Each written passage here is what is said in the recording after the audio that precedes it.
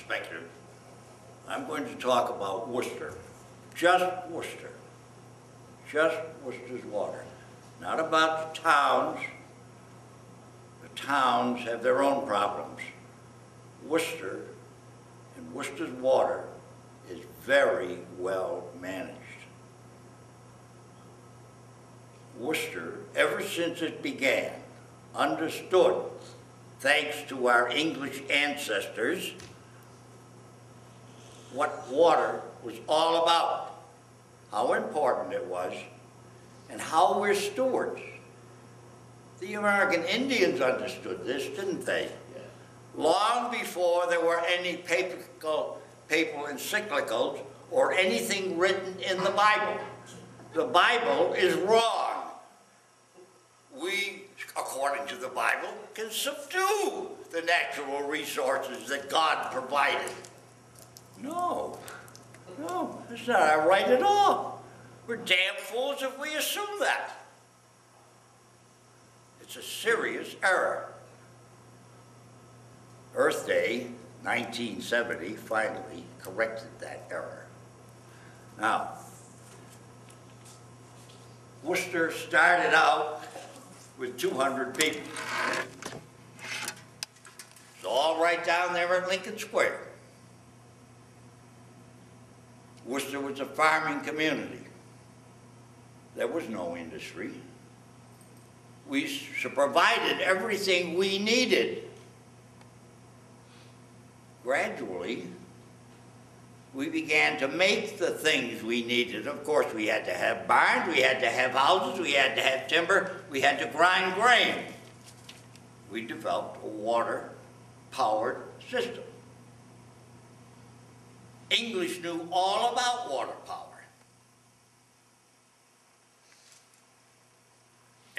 They dammed up streams. The town sold water rights, so somebody could be allowed to build a dam on a stream. Every stream in Worcester had dams, and every tributary to every stream had dams. Made everything. Clothespins, spindles, wove cloth, pounded iron into shape. Then we had more than we needed. We began to export it. Worcester's population went from this to this. Monster pressure on our resources.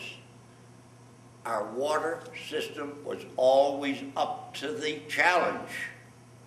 Worcester's industry, Worcester jobs went just like the population. Obviously, we needed people. Where did they come from? They came from everywhere in the Western world. Now they're coming from the Southern world, aren't they? And the Eastern world. Worcester is a working city. It works. We have our problems, sure. We have pressures on our school system because we're taking in people from places that fail, that don't work. Worcester's water is as good as any water in the world. For a penny. We buy a gallon and a third of water. That includes getting the water to us and removing the waste. Our water system pays for itself out of the money we pay for that water and its removal. It's self-sustaining. How many cities in the world do you know of whose water supply comes from within 5 miles of City Hall? There are some. If they suck off the river, purify the water from the river, in the Canadian latitudes, yes. How many miles does the water come to supply Boston? How many miles from your camp to Boston? About 120. 120. New York City, 3 times that. New York City is really at the end of a pipe, isn't it? They're in fragile condition, but not Worcester. We got more water than we need because, after all, we're in New England. We have 3 crops in New England, don't we? Trees, rocks, and water. We're damn lucky, aren't we? Now, we're going to even have more water. We live in the northern latitude. With global warming, as the glaciers melt, we're going to get that water. We're going to have more water than we can possibly handle. That's why we need technicians like Walter Doyle to help us.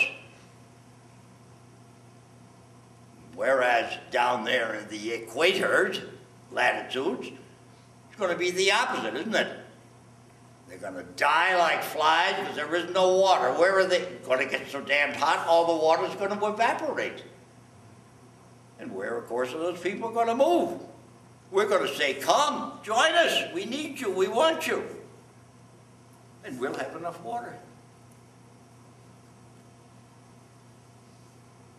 So I'm quite optimistic about our society in terms of how we manage water. We've got an excellent water department. We've got a damn good Department of Public Works. Think of it. People will spend $1 at the supermarket for a gallon of water. It's got the name spring in it, doesn't it? That water doesn't come from any spring. It comes from some municipal water supply. What suckers we are. What a joke. Call it by its rightful name. You take a bath. How many gallons do you think you use? You never measured it. Somewhere between 20 and 30. It all depends on how high up you want the water on your body. How much you want to luxuriate. Huh? Pour in all those wonderful chemicals to make your skin tight and your lines disappear. If you were to buy that water from the supermarket, it cost you $30. You buy it from the city, it costs 20 cents, plus the cost of heating it. How many gallons of water do you suppose any of us use in a day? Have any idea? It's about 100, 120.